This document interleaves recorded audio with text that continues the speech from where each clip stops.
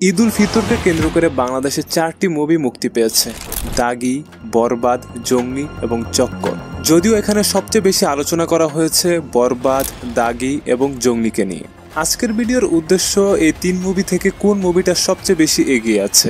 স্বাভাবিকভাবেই যদি আপনি বাংলা মুভির কথা চিন্তা করেন, এই 2-1 বছর আগেও বাংলা মুভির যে অবস্থা ছিল, voice over, colour grading, sound design, acting, post production, এগুলো নিয়ে কেউই সন্তুষ্ট থাকতো না। কেননা এখন মানুষের হাতের মুঠোয় দেশ বিদেশের ভালো ভালো সিনেমা, সকলে বোঝে খারাপ কোনটা ভালো কোনটা। তাই লাস্ট কয়েক বছর বাংলা মুভিকে নিয়ে ট্রোলও কম করা হয় নাই, যথেষ্ট পরিমাণ ট্রোল করা হয়েছে। সেই জায়গা থেকে, সেই অভিযোগ থেকে, সেই স্থান থেকে এই 3টা মুভি মুক্ত। দাগি, বরবাদ, জঙ্গলি এগুলার colour grading, voice over, acting, post production, sound effect complain করার খুব বেশি সুযোগ নাই।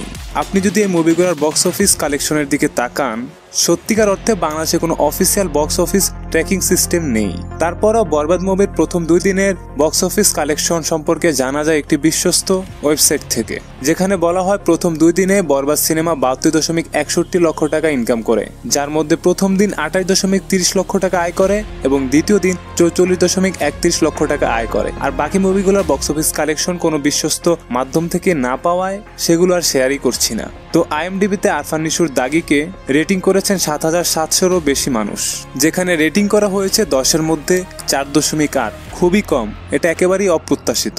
মুভির ডিরেক্টর শিহাব সাইন এবং প্রধান চরিত্রে আরফান নিশো। মুভিটির দৈর্ঘ্য 2 ঘন্টা 22 মিনিট এবং আইএমডিবি রেটিং অনুসারে দ্বিতীয় স্থানে থাকে সিয়াম আহমেদ অভিনীত জঙ্গলি সিনেমা। মুভিটিতে 2000 মানুষ রেটিং দিয়েছে, যেখানে 10-এর মধ্যে 6.8। রেটিং এর পরিমাণ দাগির তুলনায় কম, কিন্তু রেটিংটা বেশি, 6.8।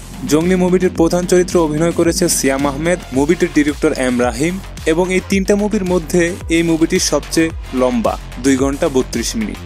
আইএমডিবি রেটিং অনুসারে প্রথম স্থানে থাকে শাকিব খানের বরবাদ সিনেমা। এই মুভিটিতে 9500 মানুষেরও অধিক মানুষ রেটিং করেছেন, যেখানে 10-এর মধ্যে 7.7 রেটিং পেয়েছে বরবাদ সিনেমা। মুভিটিতে প্রধান চরিত্রে অভিনয় করেছেন শাকিব খান, মুভিটির ডিরেক্টর মেহেদী হাসান হৃদয় এবং মুভিটির দৈর্ঘ্য 2 ঘন্টা 19 মিনিট। যদি ব্যক্তিগত মতামত পোষণ করি, এখানে বলতেই হবে শাকিব খানের ফ্যানের জন্য শাকিব খান অনেক বেশি আগায় আছে। তবে আরফান নিশোরও তো ফ্যান কম ছিল না, তার রেটিং একদমই কম হয়েছে, মাত্র 4.8। আর যদি জঙ্গলি নিয়ে কথা বলি, সেখানে বলতে হয় শাকিব খান এবং আরফান নিশুই সব দর্শক টাইনা নিছে। তাদের দুজনে দেখে ওইদিকে মানুষ ছবি দেখতে গেছে, এদিক দিয়ে সিয়ামের জঙ্গলি মুভির দর্শকটা কমে গেছে, কিন্তু তার মুভি ভালোই ছিল, গল্প ভালোই ছিল। দিন শেষে বলতেই হচ্ছে বাংলাদেশের মুভি ভালোর দিকে যাচ্ছে। 3-4টা মুভি ইনক্লুড চক্কর, এই মুভিগুলোর নেগেটিভ রিয়াকশন খুবই কম, পজিটিভ রিয়াকশনই অনেক বেশি। তো আজকের জন্য বিদায় নিচ্ছি। ঠিকঠাক ভাবে ভাই সাপোর্ট করে, নয়তো ভিডিও বানানোর ইচ্ছা আগ্রহ কোনোটাই থাকে না। ধন্যবাদ।